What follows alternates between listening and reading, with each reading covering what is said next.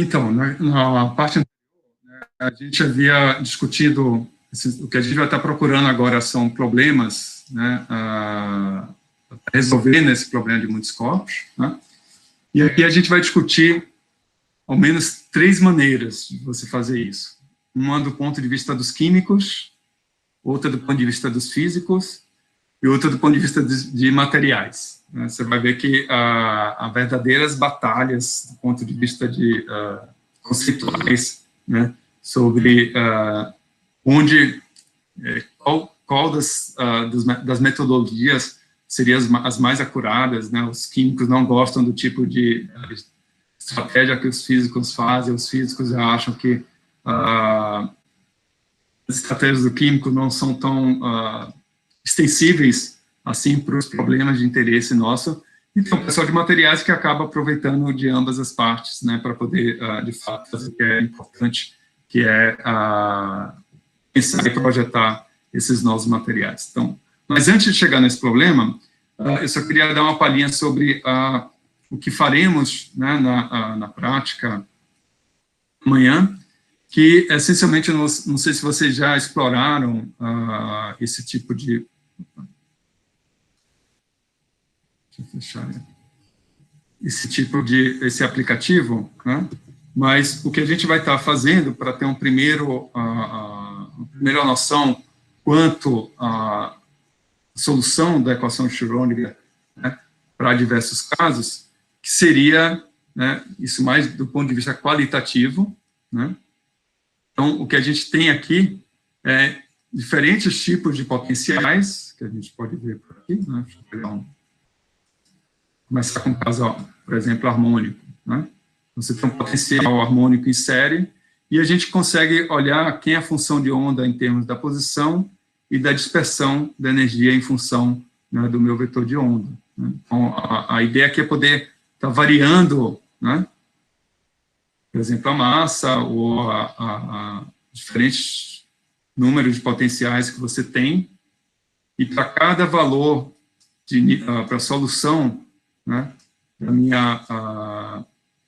seria da minha função de onda, né, para diferentes valores de energia, né, os níveis de energia, como é que é a cara da função e como é que é a cara da dispersão. Então, isso vai ser importante para a gente, né,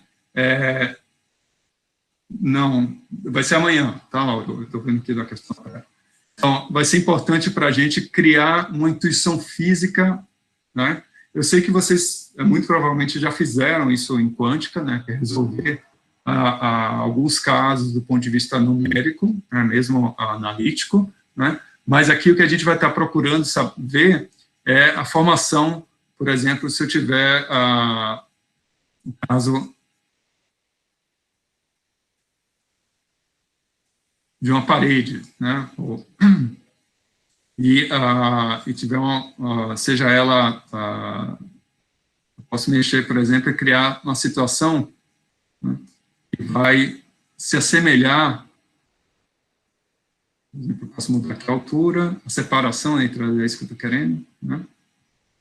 Então, o que é que acontece fisicamente quando a gente faz essa separação? Então, você pode escolher de tal modo que você vai ter uma largura aqui no teu potencial, que você possa ver o que seria a penetração da função de onda nas paredes, que são aquelas coisas estranhas de quântica, né, que a gente acaba não intuitivamente, né, às vezes é muito difícil de estar aceitando, mas aqui então é uma demonstração qualitativa, né, da qual é para a gente criar uma intuição física sobre alguns fenômenos, né, em particular, quando você começa a ter um conjunto de,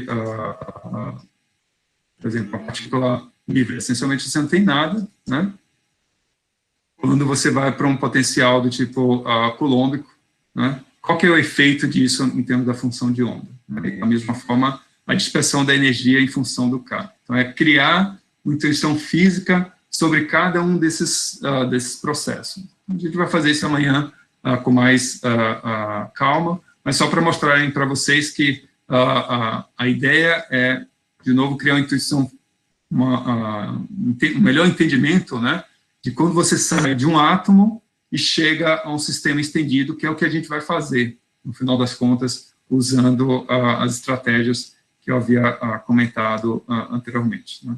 Então, voltando para o nosso problema, é um problema de muitos corpos, né?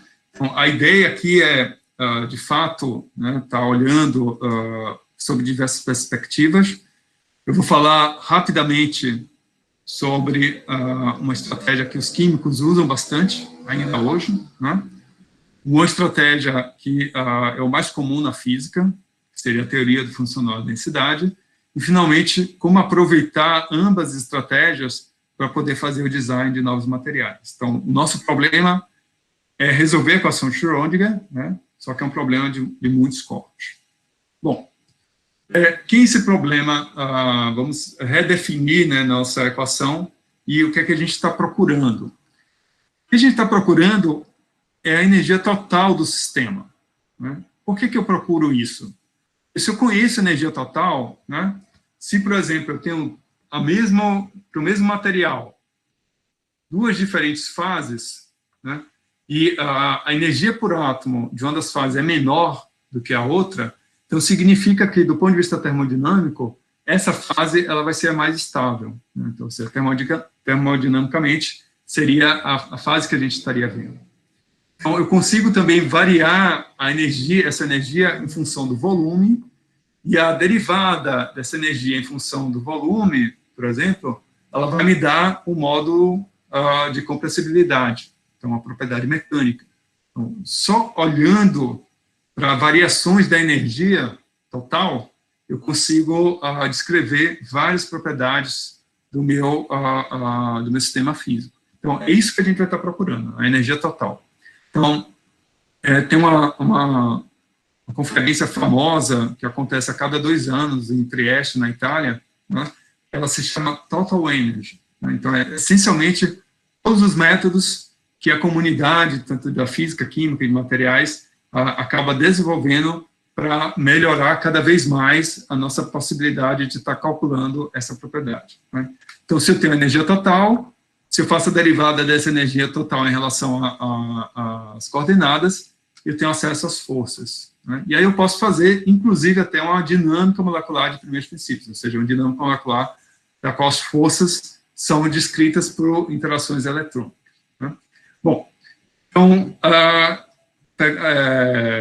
isso é ótimo, né, em função que a gente só depende de conhecer o número atômico, né, e o número de elétrons que eu teria no problema. Até aí, a questão toda é qual o tamanho desse problema, né, isso talvez ainda não esteja muito claro para vocês. Bom, o que a gente vai estar fazendo, procurando, então, para eu encontrar essa energia total, que é o alto valor da equação de Schrödinger, né, eu tenho o meu operador hamiltoniano, que ele vai depender da energia cinética dos elétrons, a energia quântica, não é cinética quântica, a energia cinética dos núcleos, a interação elétron-elétron, a interação núcleo-núcleo e as interações elétron-núcleo. Né? Então, é um problema de muitos corpos, porque se você tiver mais de que um elétron, né, você não consegue resolver ele completamente de uma forma analítica. Né? Bom, quem são esses operadores? Né? Aquela equação que eu havia desenvolvido a partir das membranas, né, essa correlação que o Schrödinger faz, né, assumindo, então, o que seria a proposta do Planck, né, da qual o de Broglie acaba propondo, em termos de energia e momento das partículas, né, o meu operador da energia cinética, ele tem esse caráter, obviamente aqui tem as constantes que eu estou tirando, né, o H cortado aqui vale 1, as interações do tipo elétron-núcleo, né, é uma interação eletrostática, né, mas que ela depende com a interação de muitos corpos, então envolve essas várias somatórios aqui. Da mesma forma que a interação elétron-elétron depende, né, da configuração eletrônica a qual um elétron vai estar sentindo todos os demais no sistema. Então, esse é o nosso um primeiro passo. Né? Bom, aí eu volto a uma questão que foi colocada há muito tempo, algumas semanas atrás, né, se não me engano pelo Lauro, que é a questão eu acho que talvez na minha explicação eu não tenha sido muito claro, mas tem essa função de onda total, né? Porque eu estou procurando pela energia total do sistema, né? Então, essa energia total significa que eu estou olhando para os núcleos e para os elétrons, tá? Então, a minha função de onda total, ela envolve as coordenadas dos elétrons, que estão aqui em letra minúscula, bem como as coordenadas dos núcleos. Então, ela é uma função tanto das coordenadas dos núcleos e dos elétrons, a qual o meu alto valor, novamente, né, então é sempre bom ter em mente que a gente está tratando aqui esse problema como um problema de um problema alto valor, alto vetor, não mais perde o glamour, né, de ser, do ponto de vista numérico, é uma equação como ordinária como outra qualquer. Obviamente tem sua dificuldade computacional aqui, mas é uma equação de alto valor, alto vetor, né, do ponto de vista numérico. Então, eu vou estar procurando obter que é a energia total, junto com a minha função de onda, que agora está acoplado os graus de liberdades nucleares e os graus de liberdades eletrônicos. Bom, resolver esse problema, né, já é bem complicado. A questão toda é que o que a gente vai fazer com uma primeira aproximação é que a gente vai tratar os elétrons, apenas os elétrons, como partículas quânticas, né, e o que esses elétrons vão estar sentindo como um potencial vai ser um campo onde a gente vai estar considerando os núcleos como fixo, né. De onde vem essa aproximação? Então, a argumentação em cima dessa aproximação é o fato das massas dos elétrons serem muito menores que as massas nucleares. Então, significa que qualquer resposta, qualquer mudança, né, dos núcleos, os elétrons vão estar instantaneamente respondendo a essa mudança, né? Essa que é a ideia por trás dessa aproximação, né? Essa aproximação é chamada aproximação adiabática ou aproximação de Born-Oppenheimer, né, que foi algo que, desde o início, a gente trouxe à mesa, né, porque ela vai permitir que eu possa agora desacoplar os graus de liberdades nucleares e eletrônicos, que antes estavam acopladas, em resolver agora apenas o meu problema eletrônico, dada uma configuração nuclear.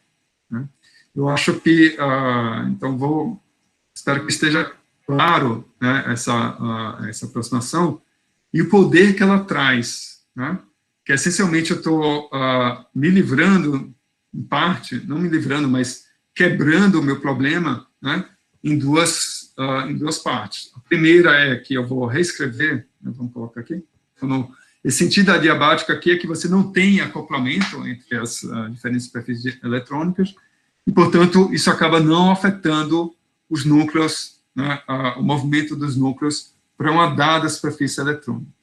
Adiabático no sentido que você vai ter uma mudança, né, adiabática durante esse processo, significa que em os núcleos se movendo, né, os elétrons vão estar respondendo instantaneamente a essa movimentação. Ou seja, para uma dada configuração nuclear, né, a gente vai ter que resolver agora o nosso problema eletrônico. Bom,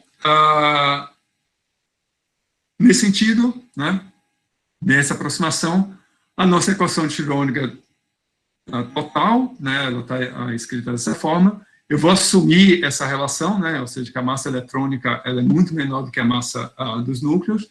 Então, nessa aproximação é como se os núcleos estivessem fixos, né, e essencialmente o que eu vou ter que fazer agora é só resolver o problema do ponto de vista eletrônico, né? E a gente tem várias alternativas para resolver esse problema do ponto de vista eletrônico. E aí eu vou comentar sobre algumas delas, e como eu havia comentado, algumas técnicas, né, são mais comuns ao pessoal da química, outro da física. Hoje em dia, isso é muito mais disseminado, né, mas antes havia importantes discussões, né, quanto à acurácia, né, e esse caráter ab initio, né. E aí eu vou fazer um parêntese aqui na discussão. Então, ab initio significa que você seria primeiros princípios, né? Então, apenas com as condições, né, conhecendo o número atômico e o número de elétrons, a gente resolvendo a equação de Schrödinger, né, a gente, em princípio, seria capaz de estar obtendo, né, as soluções da energia total e da função de onda do meu sistema. Então, parte da comunidade entende que esse cálculo, para você chamar ele de ab initio, né, seria que você não está colocando aproximação nenhuma. Né? Então, em algumas estratégias aqui, a gente vai assumir algumas aproximações e é toda uma discussão de, quão razoável, quão acurado, né, você está assumindo aqueles vínculos. Né? É o que a gente vai estar discutindo um pouco também nas próximas aulas. Mas, essencialmente, a gente vai olhar para duas estratégias, né, uma do ponto de vista químico, que é a Rutherford, mais da química, né, e o outro que é do ponto de vista dos físicos, que é a teoria do funcional da densidade. Bom, então, esses métodos são baseados em mecânica quântica, o nível de descrição do nosso sistema vai ser tanto os núcleos quanto os elétrons. Essa energia do meu sistema, ela vai ser obtida a partir da solução da equação independente do tempo de Schrödinger, né, vou estar procurando por essa, de uma forma compacta, essa equação, a equação de alto valor, alto vetor, né, meu operador hamiltoniano, meu alto valor, que seria energia, e minha função de onda, que depende das posições do sistema. Né? E o meu hamiltoniano é dado por um termo que depende da energia cinética, e outro termo que é a energia potencial. Então, está posto agora o nosso problema do ponto de vista numérico. Eu preciso resolver essa equação, e uma das primeiras aproximações que nós fizemos foi fazer essa separação dos graus de liberdade da função de onda total, que vou escrever como um produto da função de onda eletrônica vezes a nuclear. Né? Então, o meu hamiltoniano, né, novamente, se eu tenho m núcleos com n elétrons, né, a cara do problema que a gente tem que resolver é essa aqui. Né? O meu hamiltoniano, eu vou ter um termo que é a energia cinética dos elétrons, como eu havia comentado anteriormente, né? Dos núcleos, interação núcleo-elétron, né? A interação elétron-elétron, e, obviamente, a interação núcleo-núcleo. Né? Então, nessa condição, né, eu vou voltar aqui à discussão, se eu acabo utilizando a aproximação de Bode-Oppenheimer, né, nessa aproximação, essa minha equação, ela acaba sendo reduzida apenas ao hamiltoniano eletrônico, ou seja, esses dois termos, né,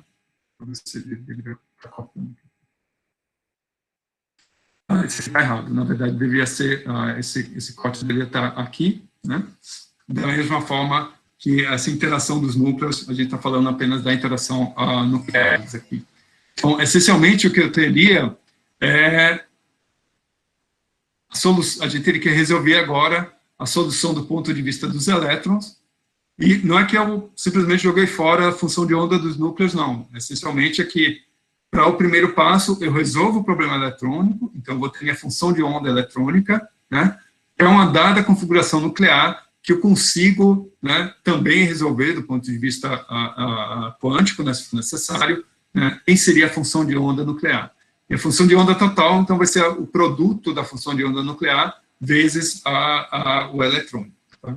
Mas o nosso problema, então, agora virou, essencialmente, de resolver o problema do ponto de vista dos elétrons, né, lembrando que isso é possível graças a essa aproximação da qual os elétrons estão respondendo instantaneamente, né, ao potencial nuclear.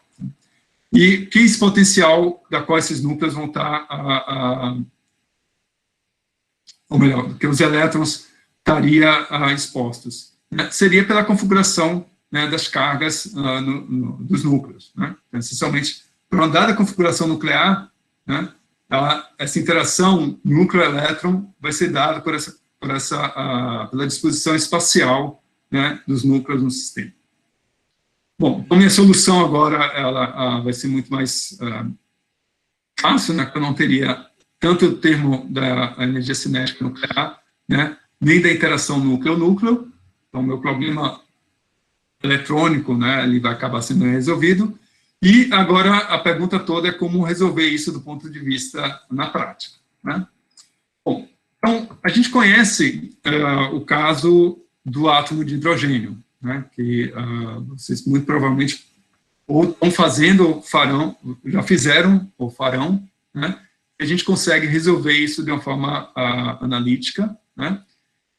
Se de alguma forma eu tentar resolver esse problema, agora do ponto de vista numérico, né, note o que é que acontece quando a gente parte para tentar, o que é que eu precisaria, né, tentando resolver esse problema do ponto de vista da função de onda, no caso do ferro, né. Então, aqui eu trago algo histórico, né, de alguém que estava comentando, fazendo uma crítica, né, quanto ao uso de simulações numéricas para resolver a equação de Schrödinger, né, que se argumentava que, essencialmente, o que você precisava era construir tabelas, né, da qual você poderia, por alguma aproximação, né, ser capaz de ter essa solução, né. E aí, é comentado também, então, que essa função que é tabelada, né, para uma variável apenas, né, se fosse escrever a função de onda, isso significa que eu precisaria de uma página para estar escrevendo a expressão, né. Se eu tiver duas variáveis, né, eu precisaria ter algo como um livro, né. Se eu tiver três variáveis, ou seja, 3 elétrons, né, eu precisaria escrever minha função de onda ao equivalente a uma biblioteca inteira.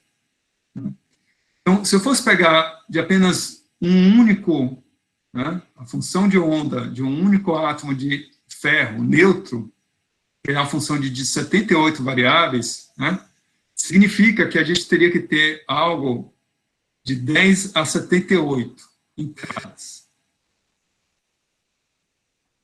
É claro, a dimensão que é o problema, né?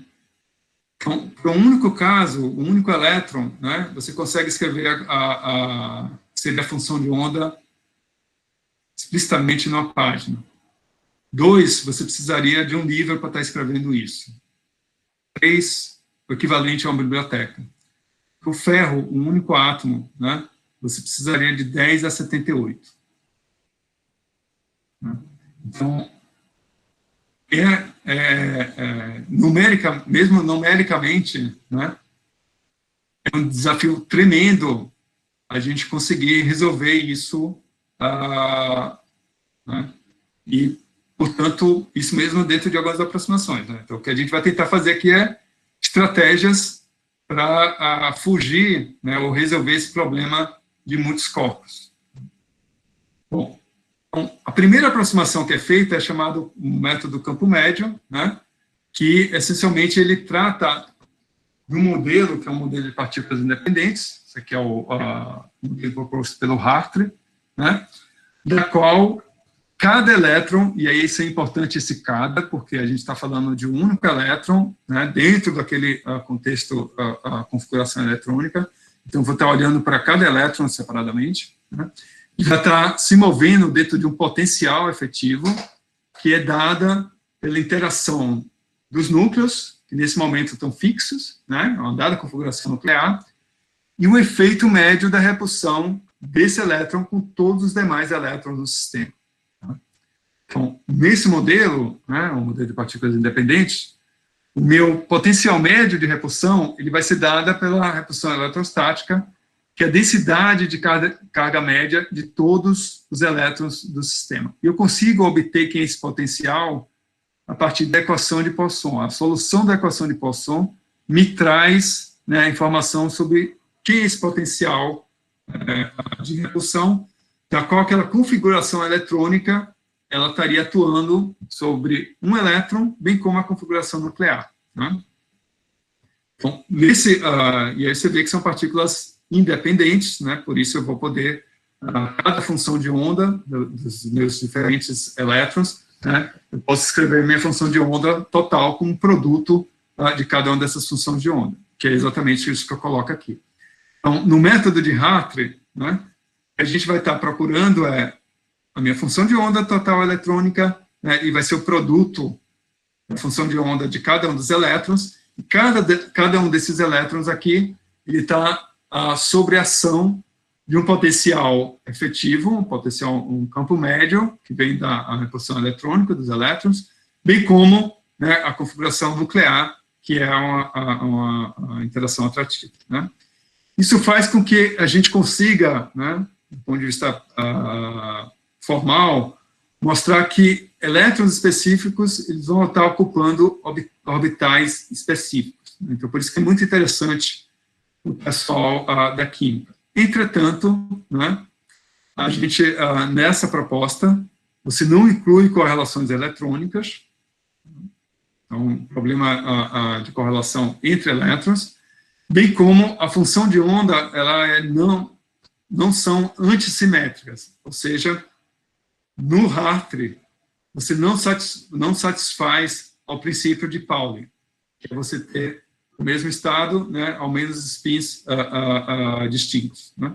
E também não vai estar resolvendo o problema da degenerescência de átomos hidrogenoides. Então, você consegue resolver essa questão da antissimetria, né, ao invés de fazer um único produto, né, a gente vai fazer uma outra proposta, que é a proposta do Fock, né, em extensão à proposta do Hartree, né.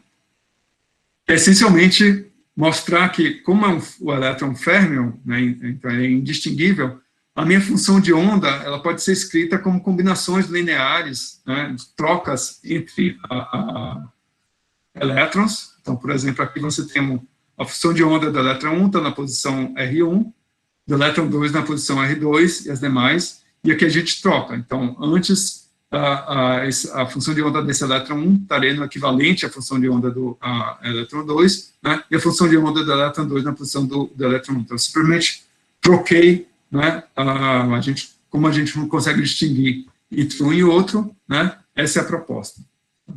No caso de você estiver tratando de bósons, isso aqui é bem mais geral, né, essencialmente isso aqui seria inteiro. E havia uma proposta que é a proposta do Slater, né, em 51, e da qual você tem, ele propõe que como garantir que você tem esse caráter de assimetria, né, e para isso a proposta foi criar um determinante de orbitais individuais, né, onde você não teria não apenas um produto, mas sim agora um determinante. Então, com isso aqui você contempla todas as propostas, todas as combinações, né, possíveis para aquele determinado sistema. Então, minha função de onda do tipo Hartree-Fock, né, a solução dela seria resolver esse determinante, chamado determinante de Slater, né.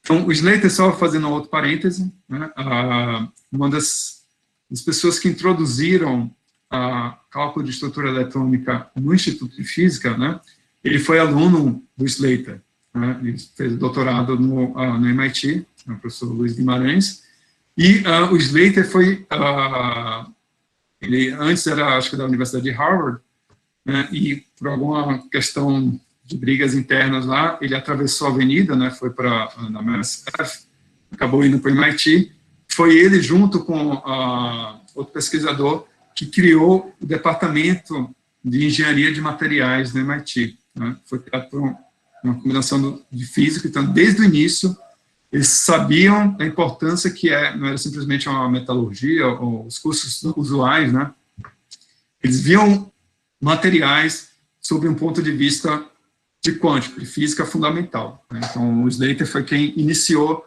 parte desse processo, né. Bom, então, voltando aqui à proposta, né, a questão toda, as equações de Hartree-Fock, né, que é o que a gente vai estar procurando como solução, a gente pode ser escrita como um único determinante de Slater, né, e ela tem essa cara não tão simpática aqui, mas essencialmente você tem os termos da energia cinética, os termos de Hartree, né, os termos de troca, e o que a gente estaria procurando é resolver essa equação do ponto de vista numérico, né? De novo, uma equação de alto valor, alto vetor, né? Só que agora, para eu resolver essa equação, eu teria que diagonalizar resolver o meu determinante, né? E lembrando novamente que esse método de Rutherford, ele despreza essa correlação eletrônica. Então, portanto, para a física, né? Desculpa, eu não vi aqui a pergunta do Lauro. Lauro, você pergunta sobre a questão da base. A gente ainda não chegou na questão da base, né? Porque a base eu vou poder estar, no sentido que eu posso fazer a expansão da minha função de onda, né? Usando diferentes funções. Tá? A gente vai chegar lá daqui a pouquinho. Mas o que eu estou procurando aqui é qual é a combinação, né? Para cada elétron, eu tenho associado uma função de onda, né? Então, quem seria a solução do meu problema eletrônico total, ou seja, todos esses elétrons? Nesse momento, esse é nosso desafio. Né? Como eu vou escrever essa função de onda, que seria a escolha da base, né? Isso a gente vai fazer no passo seguinte. Então, já chegamos lá. Bom, se eu tenho essa expressão, a pergunta toda é quão difícil é resolver essa equação. Né? E aí isso vem um pouco do que, acho que uma coisa, é muito comum aparecer, né, essa afirmação do Dirac. Ele introduz o livro dele de mecânica quântica, que é lindíssimo, né, lindíssimo assim, de conteúdo, né, e profundidade. Ele começa falando o seguinte, né, que o tratamento matemático, a maior parte da física, e olha a provocação que ele faz, né? Ele fala in the whole of chemistry. Ele reduz a química, né? Assim, ele fala a maior parte da física, né? Uma grande parte da física, mas a química inteira ela é completamente conhecida. Então ele reduz completamente. Assim, se vocês querem fazer tiverem colegas químicos, né? Essa frase do Dirac, ela é fantástica para colocar as pessoas nos devidos, obviamente, né, do ponto de vista, não querendo criar nenhuma briga com os químicos, muito pelo contrário. Né? Por que ele fala isso aqui, the whole of chemistry? Né? Porque você tem a ideia que boa parte das interações que vão estar acontecendo em termos de reações químicas, né, em termos de interações, ela vai estar acontecendo principalmente com os elétrons de valência, né, e, quiçá, alguns elétrons mais próximos do núcleo. Então, a formulação do problema, do ponto de vista matemático, para a química inteira, está na equação Schrödinger. Essa é a visão, uma visão mais, eu diria, um termo para não determinístico, não, mas uma visão reducionista, né, do problema. Tá? Então, ele fala que boa parte da física e a química inteira, né, ou seja, que a química é você resolver a equação de Schrödinger, que acabou. Né? É completamente conhecida, do ponto de vista matemático. Contudo, né, e aí vem um lado interessante do Dirac, que ele fala que o problema é o fato que, para você aplicar, né, essas leis, você acaba chegando em equações que são muito complexas para serem resolvidas. Né? Então, aí traz de volta, né, toda acho que a vaidade dos físicos, né? Você toma um banho de água fria, porque, essencialmente, a gente consegue mal resolver o oscilador harmônico ou mal resolver o átomo de hidrogênio, né? Então, você querer resolver a química inteira e grande parte da física é uma pretensão, né, da qual acho que o próprio Dirac ele já aponta, né, como nos tornarmos mais humildes, né, em relação à complexidade dessa equação. Mas, hoje em dia, numericamente, a gente pode, de alguma forma, tocar nesse, não diria the whole chemistry, mas a tendência, né, é ter métodos que cada vez mais você chegue a essa química. Bom, quão difícil é isso? Né? Então, vamos pegar um caso simples, né? Então, ela não pode ser resolvida para situações onde M mais M é maior que 3. O que é M? NM. N é o número de elétrons, M é o número de núcleos, né? Então, se essa soma é maior que 3, a gente não consegue ainda resolver analiticamente. Como eu havia comentado, né, mesmo para o ferro, o único átomo, né, tem 72 partículas, 78 partículas envolvidas. Você tem tantas variáveis, né, que seria equivalente a 10 a 78, né, volumes, né, para você poder escrever a tua função de onda, ou seja, algo que não é trivial, né. Vou pegar um caso simples, o caso do benzeno, né, que talvez seja uma das moléculas, um dos hidrocarbonetos mais simples, né, ele é bastante rico do ponto de vista eletrônico, por conta da ressonância, né, então você tem os carbonos, né, e para cada carbono você tem associado, você tem ligado um hidrogênio, e você tem esse anel, que é um anel aromático, né. Bom, eu estou falando de uma única molécula, tá? No total, a gente teria 42 elétrons, né, e vão compor essa molécula inteira, né. O número de termos que eu precisaria na minha função de onda, ela depende de n fatorial, né. Ou seja, se eu tenho 42, né, o número de termos que eu teria para a minha função de onda seria 1.4, 10 a 51. A função de onda, obviamente, ela não é como o caso da corda vibrante, ela é um caso unidimensional, então você está em 3 dimensões, né? Então, para esse caso aqui, 3n, né, a gente está falando do espaço de 126 dimensões, né? Então, a minha função de onda, ela vai estar, você vai ter esse número de termos num espaço de 126 dimensões.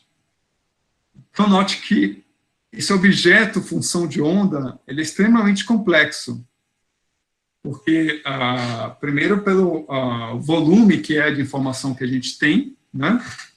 Certamente tem muito mais informação do que a gente precisa.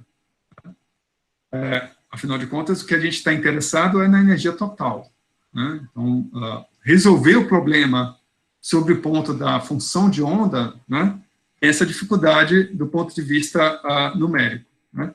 Mesmo para uma molécula simples, a gente está falando de objetos, né, a função de onda, como objetos, né, extremamente, em termos de dimensionalidade, né, em termos de termos, fora, do ponto de vista computacional, muito difícil de você estar tratando.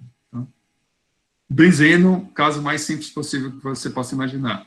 Então, na proposta do Rutherford, né, o que ele propõe em termos do ponto de vista numérico? Né? A gente não vai fazer nessa disciplina, no caso do Rutherford, a gente vai usar a estratégia que é mais comum na física, que é a teoria da funcional densidade. Mas essa estratégia é importante porque ela, de alguma forma, né, a extensão do DFT, do ponto de vista numérico, ela vai seguir um pouco algumas dessas ideias. Não do ponto de vista formal, mas do ponto de vista da solução, né? Então, você tem os parâmetros de entrada, né? Vou estar procurando para cada orbital, então, a minha função de onda total, né, ela vai ser dada para uma certa densidade, né? Então, eu consigo, a partir da equação de Poisson, resolver quem seria a minha energia, né? E eu vou estar procurando, então, uma certa convergência, né, quanto se a energia que eu propus inicialmente, comparado com a energia que sai desse ciclo, não é a energia, a densidade, né, que você tem, a densidade eletrônica que sai desse ciclo, né, comparado com essa configuração que foi obtida pela equação de Poisson, né, isso é feita de um determinado ciclo, de tal modo que eu vou estar resolvendo para cada orbital, ou seja, para cada elétron, né, as equações de Hartree, que são aquelas equações que eu havia mostrado anteriormente, né, então, para cada orbital, eu vou ter associado, né, uma energia e uma função de onda. Isso é feito né, de tal modo a gente está numericamente, né, resolvendo essa equação. Do ponto de vista numérico, a dificuldade é que eu vou ter que diagonalizar aquela matriz de Fock, e aí você está falando, a depender do teu sistema, de matrizes extremamente grandes, né? E é onde é o grande custo computacional, né? Eu estou diagonalizando essas matrizes, né? De contas, eu vou estar falando de sistemas com um espaço dimensional muito grande, né? E um número de termos também relativamente grande, que faz com que boa parte das aplicações, né, dessa metodologia, ela acaba se limitando a pequenas moléculas, né? E por isso que o uso desses métodos para a comunidade química é interessante, porque você está olhando essencialmente mais para moléculas. Na física, a gente está pensando em sistemas estendidos, como sólidos, líquidos ou outras situações, né? E aqui satisfaz você ter a acurácia química, os resultados dos teus orbitais, né? Ele tem significado físico, né? Então você consegue ter uma intuição química sobre o que está acontecendo no sistema, né? Bom, isso é uma possibilidade, né? Do ponto de vista da comunidade química, o que é muitas das vezes feita é a partir dessa solução do Rutherford, mas você tem esse problema, que é um problema de você estar diagonalizando matrizes e fazendo algumas integrais relativamente grandes, né? Bom, isso faz com que a gente chegue a uma outra proposta, que é a chamada teoria do funcional da densidade, né? E a ideia é também resolver numericamente a equação de Schrödinger, né? Contudo, a proposta aqui vai ser um pouco diferente, né? A gente vai estar não olhando o ponto de vista da função de onda em si, né? Mas vamos olhar para um outro objeto físico, da qual vai nos permitir que a gente possa estar resolvendo essa equação, né, sem a mesma dificuldade computacional que se tem de você procurar pela função de onda completa, né? Que seria uma estratégia como do tipo Rutherford. Então, para essa teoria ser uma teoria exata, né, quando você está tratando do caso de menor energia, né, mas a gente vai usar algumas aproximações, e aqui são alguns dos softwares, né, que estão disponíveis, né, baseados ou na teoria funcional, baseado no DFT, né? O QuantExpress, o Siesta, o VASP, o Gaussian, por exemplo, né? O QuantExpress, em particular, vai ser aquele que a gente vai usar nas nossas práticas, né? Ele é um código aberto, de domínio público, né, gratuito. O Siesta, mas a gente vai usar, aí vem a questão das bases, que o Lauro já havia adiantado, a gente vai usar ondas planas como a base para descrever as minhas funções de onda. Você tem o Siesta, que também é um código aberto, né, gratuito, só que ao invés de usar as ondas planas, ele usa ondas, né, funções de ondas do tipo, numericamente, né, que são as funções eta. E você tem o VASP, que talvez seja o mais usado hoje em dia, só que você tem para o VASP você tem uma licença que é da ordem de 3.000 euros, na última vez que a gente havia adquirido essa licença, né? O Gaussian também, que a USP disponibiliza, né, que vocês têm acesso, vocês podem ter acesso, né? Mas a gente vai usar, então, o QuantExpresso nas nossas práticas, mas a ideia é, dada a composição, né, resolver numericamente a equação de Schrödinger, a gente obter as estruturas e poder ser capaz de extrair algumas propriedades físicas, né, como propriedades termodinâmicas, parâmetros de rede, questões elásticas, a estrutura eletrônica, cinética e tudo mais. Eu acho que eu vou discutir em mais detalhes amanhã quanto à teoria do funcional da densidade. Talvez seja um bom momento para estar parando a discussão aqui, né? Vai ser muita informação depois que a gente vai estar comentando, né, em relação ao DFT, e só comentar do ponto de vista histórico, né, antes de chegar, de fato, na teoria, né, o que é que a gente tem, né? Então, nos anos 20, quando você tem logo a proposta de mecânica quântica, né, que a gente tem um modelo uma proposta que é o modelo de Thomas Fermi, né, que ele vai ser a base para algumas das discussões que vai aparecer mais para frente, amanhã, na verdade, quanto aos fundamentos da teoria do funcional da densidade, né? Ela já nasce junto com o formalismo de mecânica quântica, né? Então, em 64, o Hohenberg Kohn, né, ele prova a existência do funcional de densidade exato, né, isso vai ficar claro amanhã, porque que de onde vem, né, qual que é a importância disso, né?